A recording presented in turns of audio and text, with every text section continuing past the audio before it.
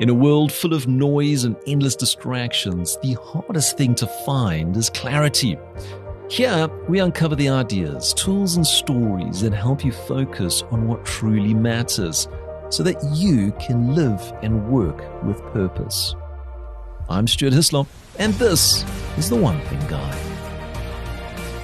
Now, I've been thinking, what is something that's going to change your life? How are you going to build a great life?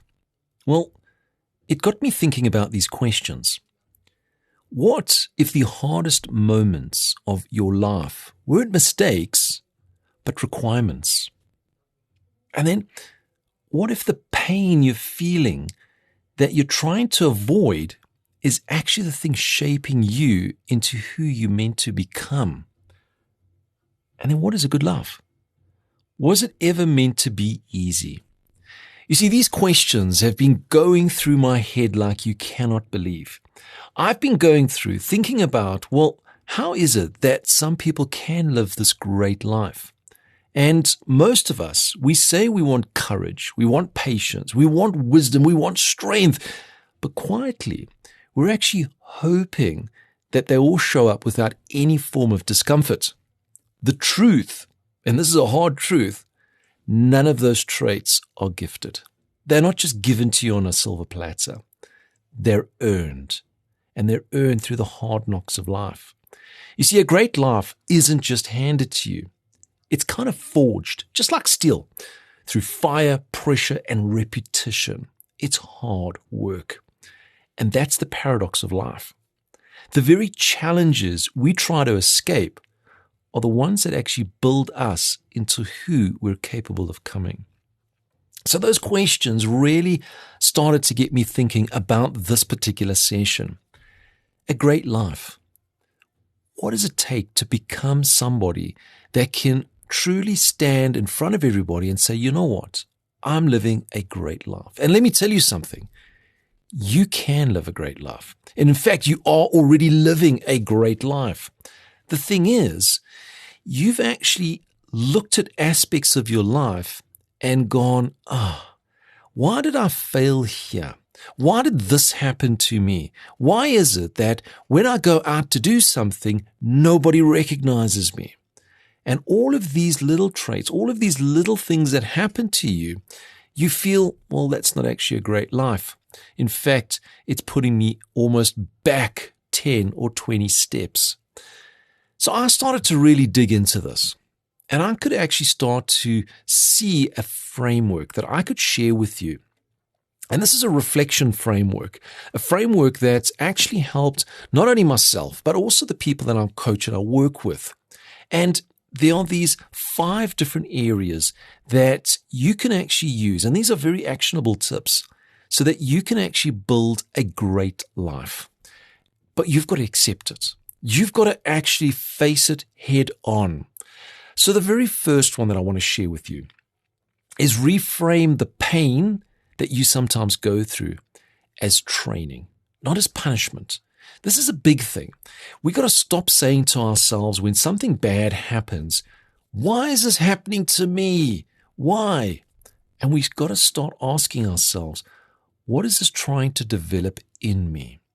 Every time, and I know it's so hard because there's a high level of emotion, there's probably people around you that are supporting you and going, I am so sorry about that. Maybe next time it'll be better. Well, there's a hint.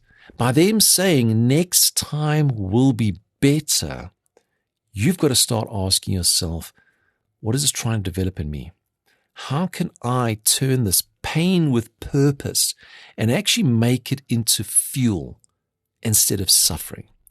You see, we're all going to go through these different pains. We're all going to go through all these different areas of our life. That doesn't go the way we wanted it to go. But look at it as training. Look and see what can you learn from it. And it's those experiences that you can learn from. And trust me, you're not going to do it again. Trust me when I say the next time that you attempt it, it gets better. I remember the very first time I did an online session, my mouth went dry. My stomach turned upside down. I couldn't get the microphone to work. I couldn't get my camera to connect correctly with the correct resolution. Everything just felt like it was falling apart. It felt like I should not do this any further. And it really started to build up. I remember going through that very first session and watching people leave the session because the sound quality wasn't great. The actual video kept on flickering between different frame rates while I was changing it. I couldn't remember some of the lines that I wanted to share, some of the points that I wanted to share. Everything felt like my world was collapsing. And when I got to the end of it, I remember saying, I'm so glad it's over. I'm never going to do that ever again. But this is what I actually did. I'm never going to do it again, meaning I'm never going to have a similar session like that ever again. I started to reflect back. What was wrong with my microphone? I couldn't believe it. I was selecting the wrong microphone. As simple as that, but because of the nerves, I couldn't see a simple checkbox. Now I learned before I get in, it's all set up. I set up my camera prior to that, doing a pre-recording and making sure the resolution was right. I made sure that I had my session notes where I've actually got all my tips, pieces of paper on separate screens so that I could actually see everything and it kept me on track. You see, going through this, I could have taken that punishment and said, I need to give up. Instead, I took it and I learned from it. And now I go fast forward, probably close on about 7 years, and it's something that's now just become natural. It's something where when I look at a session, everything is set up the way I need it to. In fact, like a session like this, I spend all that prep and planning to make sure, not that it's going to be a great session, and I'm hoping you're going to enjoy it, but I make sure that it's going to go through where at the end of it, I'm going to go, that was great. What can I learn from this particular session to move forward? So the big point, the big actionable point that you can take, reframe your pain as training, not as punishment. So that's a big one. The second one, face the fear. Don't wait for it to disappear. All right. Courage isn't in the absence of fear. It's action in the presence of it. So while you are feeling a little bit kind of scared and you have that level of fear inside of you, just do it. Just go out there and just do it. And here's the most amazing thing. When you actually do it, that fear that you originally had, and by the way, fear is only the thoughts of the future. Okay. You're only thinking, oh my gosh, this is going to happen. Oh my gosh, this is going to go wrong. Oh my gosh, that's the fear. But when you actually do it and you go, all right, I was actually kind of overthinking this because everything has gone through quite smoothly. Don't wait for it and go, okay, let me give up now before I start. Face it head on, because I will tell you from personal experience and with people that I've spoken to, when you do that, when you face the fear, when you actually go out and do it, that fear, it starts to shrink. And something amazing starts to happen. When fear starts to shrink, your confidence starts to grow. It's almost like they're in connection with each other. When your confidence is low, your fear is high. When your fear is low, your confidence is high. So the way that you can do that is just go out and do it. That starts to build your confidence. Hey, I can do this. Hey, what was I worried about? It actually went through quite smoothly. There wasn't a technical glitch. And even if there is a technical glitch, I can learn from it and correct it for the next time. Face the fear. Go out and just go and do it. And if you've got somebody that can motivate you and support you and give you that little nudge, have them standing by, because it just helps you to go through to get that confidence as you're going forward. Now, the third is practice non-reaction to build patience. All right. Patience isn't something that's passive. In fact, it's trained. You can't just sit there going, oh, yes, all right, I'm just going to wait and I know that this is going to be cool and I think everything is going to be all right and I'm going to have this patience to just, no. You see, every time your buttons are pushed and you choose not to react, you're actually strengthening your emotional control. I remember in that same session that I spoke about, stomach going everywhere, halfway through, I was about to say, guys, I am sorry, I am quitting, I am out, this is not working. And I was ready to quit. See, the emotion started to build up, and I was ready not only to just push that button, I was ready to slam dunk that button. I wanted out. But I actually just pushed through and got through to the end. And I actually managed to calm that down. Now, that single incident built up my confidence that, yes, I can do it. I can get through a session, regardless if there is any technical glitches. I can actually do this. And then in every session that goes thereafter, my confidence raised because I knew that, hey, if I needed to sort something out, I knew which button to press. I knew to say halfway through a session, hey guys, it seems like we've got a bit of a technical glitch here. And I turned it into something a little bit humorous, a little bit something where they go, oh, okay, yeah, we can hear that and we can correct it. And I'd laugh about it. And I'd say, right, there we go. And now we're back on track. And I would start to go through. I didn't react with anything negative. In fact, I would actually be very, very patient with those reactions. And I would actually just continue as if it was normal, instead of sitting there, putting my hands on my head and actually going, oh my gosh, I can't do this. And then you start to break down. You see, when emotion starts to climb, that fear is fueled. And when your fear is fueled by that emotion, you can't think straight. Nothing works. Just like when I had that in that first instance, I could not see that I was using the wrong microphone. I just could not see it, and it was right in front of my eyes. So make sure that you can practice non-reaction. When something isn't going your way, if something doesn't work, don't let that emotion fuel the fear for your next time. Start to build in that patience. Start to breathe and just carry on with that confidence. You see, be that calm in the storm, not because life is calm, but because you've learned to stand steady inside of it. So that's the third one, is just have this patience not to react. Just hold it. The fourth one is treat failure as data. Treat it as information, not as the identity of who you are. My gosh, that is one of the worst things to do. Oh my gosh, I failed. It's because it's me. No, what actually happened? Get the information. Failure is only failure if you quit. That's the key. It's only failure if you quit.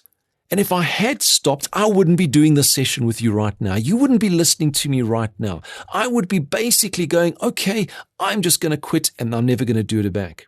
You see, when you go through this, every setback that happens, it carries bits of information. And it's these bits of information that you must reflect on. It's these bits of information that you ask yourself, what worked? And when you identify what worked, carry on doing it. You can also look at saying, how do I improve a little bit? You can also ask yourself, well, what didn't work? What is it that didn't actually go the way I wanted it to do? And you can ask yourself, well, why? Why didn't it work? Perfect. I just needed to click that one little button, select the different microphone. So when you can reflect on those, what worked and what didn't, you're going to start getting a clear picture. Because ultimately, what this information gives you, it starts giving you what to adjust next time. And when you start to adjust it next time, you can ask yourself the same reflection question. What worked? What didn't work? And then it becomes better and better. And then ultimately, you'll get to a point, and you can ask me, do I have sessions where things don't work? Absolutely. I have times where suddenly there's a bit of a technical glitch. That's outside. And I try and resolve that. I don't just give in. I look at it and I say, I can sort that out. Do I have more sessions that work that didn't work? Absolutely. And the reason for that is I ask those two questions. What worked? What didn't work? Because it allows me to do those adjustments next time. You see, wisdom, it's actually earned through lived experiences, not through theory. You can read it in a book. You can set everything up, and I've done that before. But when you're actually living it, when you're having that live experience, suddenly you never forget about it. Suddenly it takes you to that next level where you go, I will remember that and I will do it that way next time. And you're going to start seeing how all of these little bits of failure that you might identify, they're actually keys. They're actually this bits of information that's going to help you to take you forward as you're going through. And then the last one, and this is one that's it's so too often, especially when you have what they refer to as a victim mentality. You must start to decide that life happens for you, not to you, okay? It's not about things happening to you that's bad. Things are happening for you to move you forward. And this is actually one of the most important shifts that you can have in your mind. You can actually live as this victim of these particular circumstances, or you can actually become the student of experience. And as soon as you start seeing things that way, the moment that you decide life is happening for you, your pain starts to gain meaning and your power starts to return. It's one of the most amazing things that starts to happen for you. I've had lots of rejections and I'm thinking, oh, it's happening to me. Oh my God, no, it's happening for me. Why? Well, they gave me a rejection because, and then suddenly I start to learn. I go, oh, well, of course. If someone had presented that to me, I would have rejected it as well because of that. And I start to learn by that. So when you start looking at your life, and it is an important one, if you want to live that great life, it is built, if you want to call it, in the urn of fire. Just like I mentioned earlier, just like steel that's forged, you got to put it into fire. You got to put it under pressure. You got to repeat hitting it and working hard at it, burning those fingers. When we take all of those pains, we need to reframe them as training, not as punishment.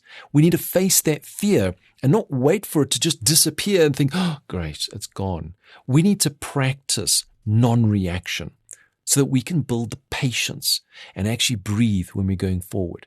We need to treat the failure as information, not as your identity. It's information that's going to help you to go forward. And then finally, that mindset. You need to decide that life happens for you, not to you, okay? You're not that victim of circumstances. You are the student of your experiences. So going through this, I was looking for a memorable quote, just a final thought that really kind of pulled this all together. And it was a quote, unknown author. And it goes like this: you've got to get your ass kicked sometimes to come back stronger. The pain in your life isn't there to break you. It's there to build you. I thought that was so strong to end all of this. You see, a great life, it isn't easy, but it's definitely worth it. And the strength you're searching for is on the other side of what you're going through right now. You've been listening to The One Thing Guy. Remember, when you focus on what matters most, everything changes. See you next time.